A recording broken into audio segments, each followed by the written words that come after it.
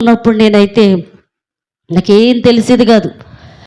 నేను కూడా దైవజనులు అంటే దూషించేదాన్ని, ప్రార్థన అంటే దూషించేదాన్ని, ప్రార్థనకి వెళ్ళేదాన్ని కాదు. మా అమ్మ ప్రార్థనకు పంపితే పాటలన్నీ వినేశాక బయటకు వచ్చేసేదాన్ని. ఎందుకంటే వాక్యం నాకు ఎక్కేది కాదు, వాక్యం నేను వినేదాన్ని కాదు. మా పాస్టర్ గారు వాక్యం చెప్పేవారు, అలా ఎలా ఉన్నా దైవజనుడు ఆయన వాక్యం చెప్పినప్పుడు వినాలి. నేను వినేదాన్ని కాదు, పాటలన్నీ వినేసి పాటలంతా అయిపోయాక బయటికి వెళ్ళి వస్తానని వెళ్ళిపోయి ఇంటికి వెళ్ళిపోయి ఆడుకునేదాన్ని, లేకపోతే టీవీ చూస్తా కూర్చునేదాన్ని. దేవుడికి మహిమ కలుగును గాక. హల్లెలూయా.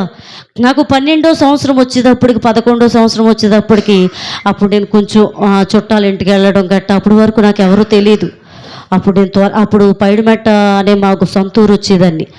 వచ్చి అక్కడ సెలవులకంట, దసరా సెలవులకి, వేసవకాలం సెలవులకి ఉండేదాన్ని. కొంతమంది ప్రార్థనలో ఇలా ఒక ఇల్లు ఉండేది, ఈ ఇంట్లోని ప్రార్థన చేసుకుంటూ ఉండేవారు కొంతమంది, 10 మంది 11 మంది దాకా. వాళ్ళ మధ్యన ఆకతేతనంగా కూర్చునేదాన్ని. దేవుడికి మహిమ కలుగును గాక. హల్లెలూయా. ఆకతేతనంగా కూర్చొని వాళ్ళందరూ భాషలు మాట్లాడుతుంటే ప్రార్థన చేస్తుంటే నేను ఎక్కిరిస్తూ ఉండేదాన్ని. ఇంటికి వెళ్ళాక వాళ్ళు ఎలా ప్రార్థన చేశారు, అలా ప్రార్థన చేశారని నేను ఏం చేసేదాన్ని, ఎక్కిరించేదాన్ని. వారు పరిశుద్ధాత్మతో నింపబడి భాషలు మాట్లాడుతుంటే వాళ్ళేంటి భాషలు మాట్లాడుతున్నారని వెక్కిరించేదాన్ని ఆ భాషలని. ఇంటికి వెళ్ళాక నాకు ఎందుకో తెలియదు కానీ అలా చూస్తుండగా నేను నా సెలవులంతా నా సొంత ఊర్లోనే గడిపేదాన్ని, పైడిమెట్లోని. ఈ ప్రార్థనలు ఎప్పుడైతే వారందరూ ప్రార్థన చేస్తున్నారో, ఎప్పుడైతే వారు అన్య భాషలు పొందుకుంటున్నారో, వారు ఎప్పుడైతే ఆత్మను పొందుకుంటున్నారో, మరి ఇవన్నీ నేను గమనించుకొని ఇంటికి వెళ్ళగానే ఆ ప్రార్థన చేయడం దేవుడు నాకు కూడా నేర్పించేశాడు. దేవుడికి మహిమ కలుగును గాక. మేము 10 మంది ఫ్రెండ్స్ అయితే ఈ 10 మందిని నేను ఏం చేసేదాన్నంటే, మనం కూడా ప్రార్థన చేసుకుందాము. పైడిమెట్లో నేను ఇలా చూశాను, 10 మంది ప్రార్థన చేసుకుంటున్నారు. నేను కూడా అప్పటి వరకు నేనేం చూసేదాన్ని, టీవీలు చూస్తూ ఉండేదాన్ని, సినిమాలు చూస్తూ ఉండేదాన్ని, సరస్వతులు మాట్లాడుతూ ఉండేదాన్ని. మరి ఎక్కడ పడితే అక్కడ తిరిగేదాన్ని. ఎందుకంటే నేను ఒక్కదాన్ని, కూతుర్ని చాలా గారంగా పెంచారు. చాలా అంటే ఒక్క మాట తిట్టడం కానీ, ఒక దెబ్బ కొట్టడం కానీ అసలు నాకేమీ తెలీదు. పెళ్ళేంత వరకు దెబ్బ అంటే ఎలా ఉంటుందో తెలియదు, తిట్లు ఎలా ఉంటాయో కూడా తెలియదు. ఎందుకంటే అంత అపురూపంగా నన్ను పెంచారు, ఒక్కదాన్నే కూతుర్నని, 2 మగపిల్లల తర్వాత. దేవునికి మహిమ కలుగును గాక. లోకస్తులు అంటారు కదా, నా కూతురు ఉట్టాక అన్నీ కలిసి వచ్చినాయి అని. అలా నేను ఉట్టాక అన్నీ కలిసి వచ్చినాయి, పొలము, స్థలాలు, ఇళ్ళు అన్నీ కలిసి వచ్చినాయి అని నన్ను అపురూపంగా పెంచారు. దేవునికి మహిమ కలుగును గాక. అలాంటి వ్యక్తిని నేను గారంగా ఉన్నది ఎలా ఉంటుంది, ముట్టుకుంటే కందిపోయేలా ఉంటుంది. దేవునికి మహిమ కలుగును గాక. అలా ఉన్న నేను ఎప్పుడైతే ఇలా వచ్చానో, ప్రార్థన అన్నీ నేర్చుకున్నాను, ఎలా ప్రార్థన చేయాలో, కన్నీటితో ప్రార్థన చేయాలి, తెల్లవారులు ప్రార్థన చేయాలని నేర్చుకుని మా 10 మంది ఫ్రెండ్స్ దగ్గరికి వెళ్ళి చెప్పాను, పలానా ఊర్లో పలానా 10 మంది ప్రార్థన చేస్తున్నారు, మనం కూడా అదే ప్రార్థన చేసుకుందాము, మనం కూడా ప్రార్థనలో మనం కూడా రేపబడదామని నేను మా ఫ్రెండ్స్ అందరికీ చెప్పినప్పుడు నా మాటే వేదవాకు. ఫస్ట్ నుంచి నాయకత్వ సీన్లోనే నా దగ్గర. దేవునికి మహిమ కలుగును గాక. అందరినీ నడిపించేదాన్ని, అందరినీ కూర్చోబెట్టి ప్రార్థనలోని తెల్లవారులు ప్రార్థన చేసుకునేవాళ్ళు.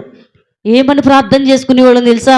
అయ్యా నీ చిత్తమైతే నీ చిత్తానుసారంగా మమ్మల్ని నడిపించు ప్రభా, మాకు ప్రార్థన నేర్పించు ప్రభా, నువ్వు మమ్మల్ని దర్శించు ప్రభా అంటే దేవుడు ఆ 11-12 సంవత్సరాల్లోనే దేవుని కార్యాలు మా ద్వారా జరిగించాడు. దేవునికి మహిమ కలుగును గాక. మేము ఎవరికి ప్రార్థన చేసినా స్వస్థతలు వచ్చాయంట. వారు చెప్పేవారు, విచేత మీరు వచ్చి ప్రార్థన చేయండి మాకు స్వస్థతలు వస్తాయంటే మేము అనుకునే వాళ్ళు ఒక పక్కన అపనమ్మకం. ఎందుకో తెలుసా, దేవుడు నిజంగా కార్యాలు చేస్తాడంటావా? మేము మామూలుగా ప్రార్థన చేస్తున్నాం కదా, ఈ కార్యాలు ఎలా జరుగుతున్నాయి? మా అమ్మోళ్ళందరూ ఆశ్చర్యపడిపోయారు. మా పిల్ల బూతులాడేసేది, సినిమాలు చూసేది, ఎలా తిరిగేది, ఏంటి ప్రార్థన ఏంటి, ఈ గొడవేటి, ఎక్కడ ఏమైనా ఎవరైనా పిల్లకి ఏదైనా చేసేసారో అనుకునేది. దేవుడికి మహిమ కలుగును గాక.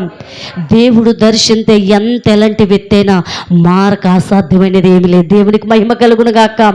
దేవుడు అలా ఎన్నో కార్యాలు నా జీవితంలో జరిగించాడు. ఈరోజు నిత్యంగా నేను చెప్తున్నాను, నువ్వు హృదయాన్ని తెరిచి భారం కలిగి ప్రభా ఈ కార్యాలు నా జీవితంలో జరిగించు, మా సమస్తాన్ని తొలగించు, నా పాత జీవితాన్ని తొలగించు, నేను నీ కొరకు బ్రతకాలని నువ్వు ఇష్టపడితే కనుక దేవుడి కార్యాలు మన కుటుంబంలో కూడా జరిగిస్తాడు. దేవుడికి మహిమ కలుగును గాక. ఆ తెలిసి తెలియని ప్రార్థనే, ప్రభా నీ ఇష్టానుసారంగా నేను బ్రతకాలి, నీ చిత్తంలో నేను బ్రతకాలన్న. నా జీవితంలో ఎన్నో అవరోధాలు వచ్చినాయి, ఎన్నో సమస్యలు వచ్చినాయి, అవన్నీ తప్పించి ఈరోజు ఈ పూట ఎలా ఉన్నానంటే దేవుని కృప. నీ చిత్తానుసారమైన భర్త కూడా నాకు కావాలని ఆ తెలియని వయసులోనే ప్రార్థన చేసేవాళ్ళు. మా అమ్మగారు నాకు ఇష్టంగా ఎప్పుడు జ్ఞాపకం ఉండే మాట ఒకటే, అమ్మ దేవుడి చిత్తంలో ఉన్న భర్త నీకు కావాలని ప్రార్థన చేసుకో అనేది. నేను నేను ఇష్టమైన వాడు కాదు, నాన్న ఇష్టమైన వాడు కాదు, మేము ఇష్టానుసారంగా కాదు, నీకు దేవుడి చిత్తంలో ఉన్న భర్త కావాలన్నారు. అలాగే మా అమ్మ అనుకున్న వాళ్ళు రాలేదు, మా నాన్న అనుకున్న వాళ్ళు రాలేదు. దేవుని చిత్తారమైన భర్త నాకు దేవుడు దయచేశాడు. దేవునికి మహిమ కలుగును గాక. హల్లెలూయా. దేవుడి చిత్తమే మన జీవితంలో నెరవేర్చబడాలి. ఈ సౌలు జీవితం